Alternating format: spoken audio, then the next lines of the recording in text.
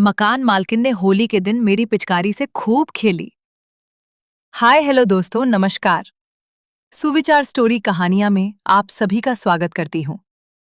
मेरा नाम राज है। मैं 26 साल का शादीशुदा लड़का हूँ। मेरी शादी हुए 2 साल हो चुकी है। मैं शरीर का दुबला पतला हूँ, पर एक बड़े पिचकारी का मालिक हूँ। दोस्तों, आज मेरी मकान मालकिन मेरे साथ होली खेलने का मन बना चुकी थी, क्योंकि उसने मेरी पिचकारी देखकर ललचा गई थी और उसके साथ खेलने लगी। मैं भी उनके पूरे बदन को गीला कर दिया।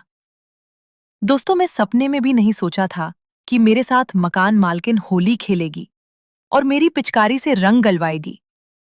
दोस्तों, कहानी शुरू करने से पहले मैं आप सभी को बता दूं कि हमारी कहानी किसी के भावनाओं को ठेस पहुंचाने के लिए नहीं बनाई गई है।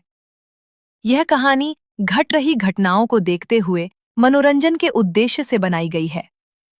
दोस्तों, अभी तक हमारे चैनल को लाइक सब्सक्राइब नहीं किया तो प्लीज कर लीजिए, ताकि हमारी आने वाली वीडियो सबसे पहले आप सभी को मिले। दोस्तों, यह उस समय की बात जब मैं रामपुर में एक कंपनी में काम करता था।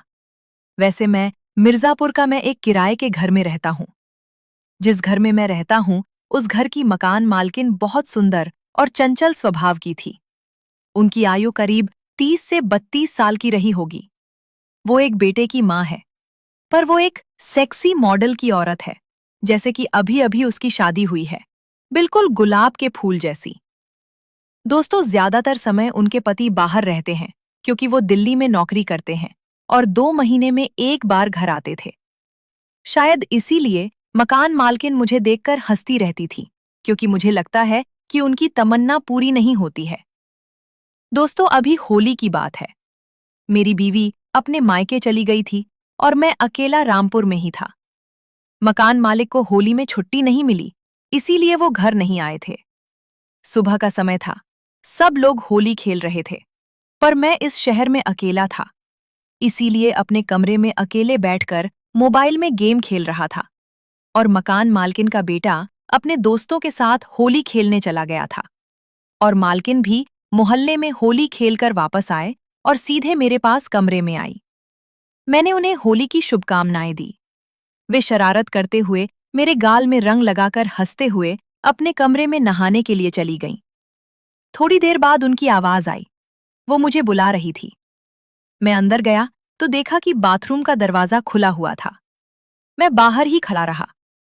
मालकिन ने अंदर से आवाज दिया, राज, अंदर आ जाओ और देखो, ये नल खराब हो गया है, पानी नहीं आ रहा है। मैं अंदर गया तो देखा कि मालकिन जलपरी की तरह खड़ी थी। मैंने उन्हें देखा तो अपनी आंखें बंद कर ली, तो उन्होंने मेरा हाथ पकड़कर कहा, अरे आओ ना, क्यों इतना शर्मा रहे हो? मैंने कहा, मालकिन, आप तो पूरी तरह से वो। बोली तो क्या हुआ? राज, आ जाओ ना।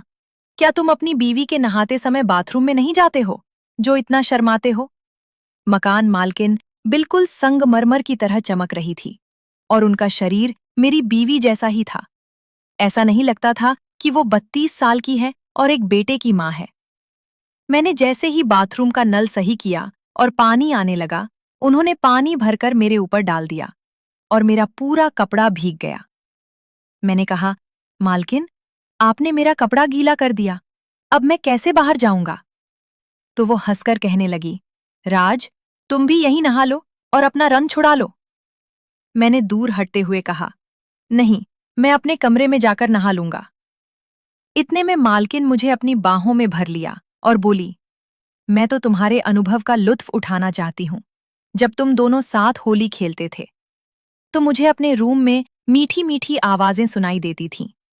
आज मैं भी तुम्हारे साथ होली खोलना चाहती हूँ और मैं तुम्हारी बीवी की आवाज सुनकर ही समझ गई थी कि तुम बहुत तेज हो, भले ही दिखने में सीधे साधे लगते हो। इतना कहते हुए उन्होंने मेरा लो और बनियान उतार दिया।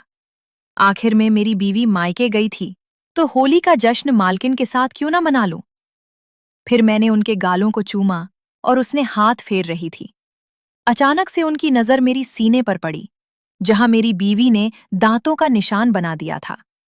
निशान देखकर मालकिन को बेहोशी छाने लगी और उनका शरीर अकड़ने लगा और उनकी पकड़ तेज हो गई। फिर उन्होंने मेरे पिचकारी को अपनी ऊपर टिका लिया और कहने लगी, राज, आज जी भर के अपनी पिचकारी से मुझे नहला दो। मैंने अपनी पिचकारी निकाली और हाथ में पकड़कर आराम से डालने लगा और पूरा रंग डाल दिया। डालते समय मुझे नहीं लगा कि वो एक बच्चे की माँ है। मैं अपने पिचकारी से डालता रहा